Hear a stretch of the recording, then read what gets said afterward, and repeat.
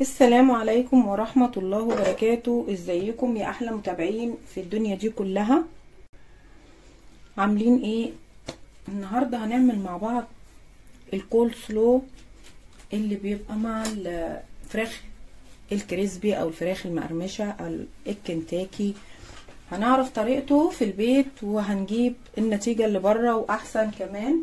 مكونات الكول سلو: احنا معانا الكرنب الابيض، او في ناس بيقولوا عليه كرنب السلطه، او في ناس بيقولوا عليه الكرنب الصيني مش الكابوتشا. في ناس بتحسب ان الكول سلو ده بيتعمل بالكابوتشا، لا، بالكرنب ده كرنب ابيض او كرنب سلطه او كرنب الصيني، اي اسم من التلاتة.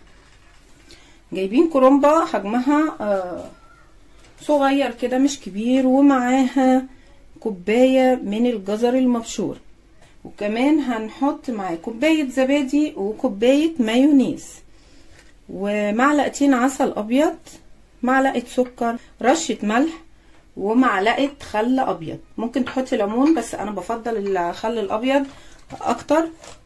هنبتدي نعمل الكول سلو مع بعضينا، وفي مكون كمان هنحطه بس هوريهولكم واحنا بنشتغل مع بعض. هنقطع الاول الجزء ده،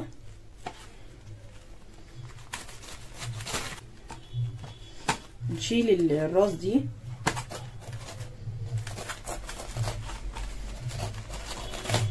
بس كده. طبعا الكابوتشا لما بنقطعها كده تلاقيها زي ما انتوا شايفين كده، فطبعا صعب ان هي تتغسل، فطبعا احنا هنغسلها بعد ما نقطعها.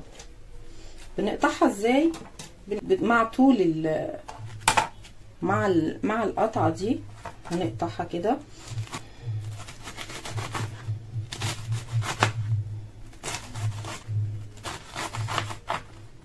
طبعا احنا لو بشرناه يعني ما عجبتنيش الطريقه، لما بنبشره بيبقى ناعم جدا.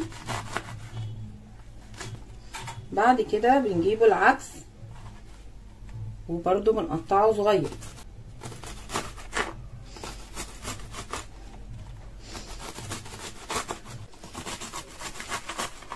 زي ما انتوا شايفين.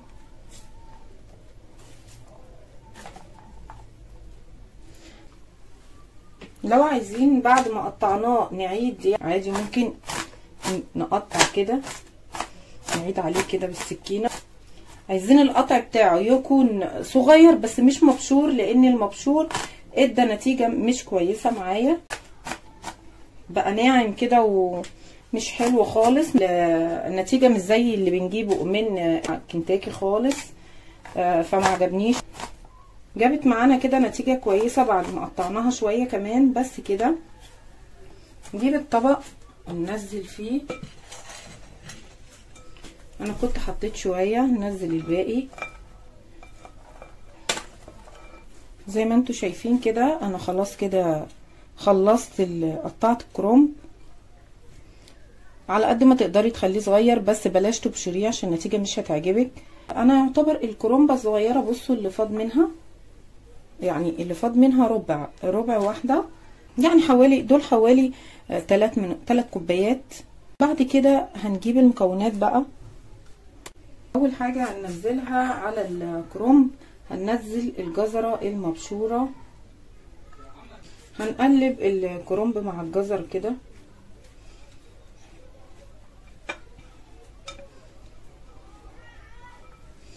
انا بحب الجزر يكون تلت الكميه، يعني الكرنب يبقى التلتين والجزر التلت. في ناس بتحط الكوبايتين الكرنب كوبايه جزر، بس انا بصراحه بحب الكرنب اكتر، فبحط ال3 كوبايات الكرنب بحط لهم كوبايه جزر. بعد كده هننزل ايه؟ هنبتدي ننزل عليها الزبادي،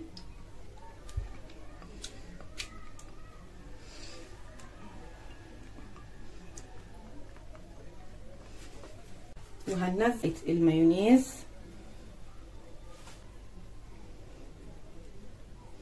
طبعا المايونيز مع معلقه الخل بيدوا المزازة اللي احنا بنلاقيها في الطعم. ده المكون اللي قلت لكم هوريه لكم. دي بصلة مبشورة، وحطيت عليها معلقة سكر وركنتها شوية. بعد ما نحط عليها معلقة السكر بنسيبها شوية، وبعدين انا كده شطفتها بمية، انزل المية كده منها بس كده. المية دي ملهاش لازمة خلاص. بننزل الطعم المزز اللي فيها. دي ربع بصلة، ربع بصلاية او نص بصلاية صغيرة. بعد كده هننزل معلقة السكر ورشة الملح. طب لو ما عندناش عسل ابيض نعمل ايه؟ نحط بدل معلقتين العسل دول 4 معالق من السكر. انا حطيت معلقة السكر دي، ممكن استغنى عنها واحط عسل ابيض بس انا حبيت اني احط مع معلقتين العسل معلقة سكر. وممكن يعني نستغنى عن العسل خالص ونحط 5 معالق سكر على الكمية اللي انا عاملاها دي. نحط معلقة الخل وهنبتدي نقلب ونخلطهم كويس. الخليط دوت لازم يتساب من 5 ساعات ل6 ساعات، ومن المفضل ان هو يبات. يعني الافضل عشان الطعم يبقى احسن ان هو يبات، بس انا هسيبه حوالي 4 ساعات. كل نص ساعة لازم تقلبيه عشان ما يفصلش، وعشان الطعم يتجانس مع بعضه وياخد من طعم بعض. كل نص ساعة نبتدي ان احنا نقلبه زي ما انتوا شايفين كده. طبعا اللي احنا بنجيبه من بره ده ما بيبقاش فيه عسل ابيض، بيبقى معمول بالسكر بس احنا بنعمل في بيتنا، فبنعمل لينا حاجة افضل. في نفس الوقت لو عايزين نقرب من الطعم اكتر ما نحطش العسل ونحط سكر، بس احنا بنعمل لبيتنا حاجة احسن من بره. طبعا انا قطعت بقية الكرنبة الربع اللي كان باقي، لاني حسيت ان الجزر برضو، مع اني جزر صغيرة بس برضو مش عجبني، انا بحب الجزر اقل. فانا كده حطيت الكرنبة اللي انتوا شفتوها الصغيرة دي كلها. الكرنب ده بعد ما قطعته وغسلته كويس وسبته تصفى خالص، لاني كان صعب ان انا اغسله وهو سليم. زي ما وريتكم ان هو كان صعب الغسل، بيبقى داخل في بعضه بطريقة جامدة. انا كده خلاص قلبته. ندوق الطعم مسكر بمزازة كده. هنحطه في التلاجة بعد، وكل نص ساعة هقلبه لمدة 4 ساعات، ويا ريت لو 6 ساعات، ويا ريت لو يبات. وبعدين هوريكم النتيجة بعد كده.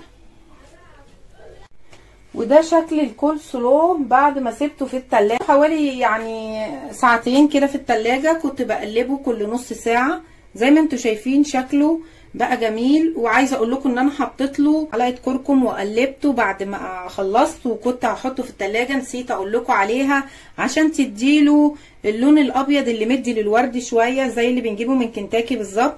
زي رايكم.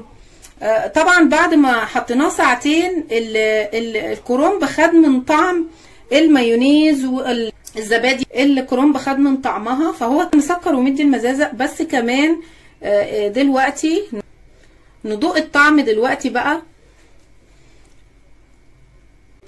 يجنن. اللي اتضاف زياده بقى ان الكرنب خد من الطعم ده، خد من طعم الخليط. بجد يجنن وما يفرقش عن اللي بنجيبه من بره في المطاعم، بل بالعكس ده كمان اقيم وافيد، لان حاطين في عسل ابيض. هم مستحيل طبعا يحط لك عسل ابيض. ايه رايكم؟ بصوا كده، بص شكل الكول سلو يجنن بجد، يجنن. شكله جميل جدا جدا، وطعمه جميل واحسن من بره واوفر. زي ما انتوا شايفين الكميه اللي عاملينها مش هتكلفنا زي ما بنجيب من بره، واولادنا ياكلوا ويبقى فيها فايده واطعم. ايه رايكم في الكول سلو ده؟ لو وصلتوا معايا لحد هنا ما تنسونيش في اللايك والشير وسبسكرايب للقناه، وتفعلوا زر الجرس عشان يوصلكوا كل جديد من مطبخ ومنوعات نهى. باي باي يا احلى متابعين في الدنيا دي كلها. باي باي.